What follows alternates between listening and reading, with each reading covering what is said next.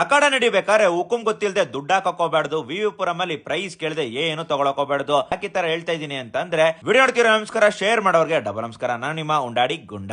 ನಿಮ್ಮ ಬೀದಿಯಲ್ಲಿ ಸಿಎಂ ಜೊತೆ ಉಂಡಾಡಿ ಗುಂಡನ ಮಾತುಕತೆ ಎಪಿಸೋಡ್ 8. ಇವತ್ತು ನಮ್ಮ ಟಿಎಲ್ ಜೊತೆ ಇದೀನಿ, ಅಂದ್ರೆ ನಮ್ಮ ಕಂಪ್ನಿಯ ಟಿಎಲ್. ಅವರು ವಿವಿಪುರಂ ಇಷ್ಟ ಅಂತ ಅಂದ್ರು, ಅದಕ್ಕೆ ಇಲ್ಲಿ ಎತ್ತಾಕೊಂಡು ಬಂದಿದ್ದೀನಿ. ಇವಾಗ ಇದನ್ನ ತಿಂದು ನೋಡಿ ಹೇಳ್ಬೇಕು. ಇದು ಫೇವರೇಟ್ ಪ್ಲೇಸಾ?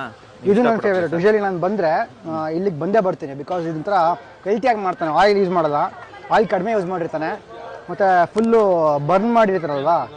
ಸೊ ಅದಕ್ಕೋಸ್ಕರ ಇಲ್ಲಿ ಬಂದೇ ಬರ್ತೀನಿ.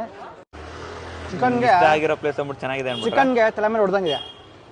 ಒಂದೇ ಒಂದು ಸ್ಕೂಪ್ ಐಸ್ ಕ್ರೀಮ್ ಹಾಕಿದ್ದಾರೆ, ಮತ್ತು ಡ್ರೈ ಫ್ರೂಟ್ಸ್ ಒಂದೆರಡು, ಮತ್ತು ಫ್ರೂಟ್ ಒಂದೆರಡು, ತ್ರಿವೇಣಿ ಅಂತೆ, ಮತ್ತು ಬಾಳೆಹಣ್ಣಿದೆ ಅಷ್ಟೇ. ಇಷ್ಟಕ್ಕೆ 200 ರೂಪಾಯಿ ಅಂತೆ.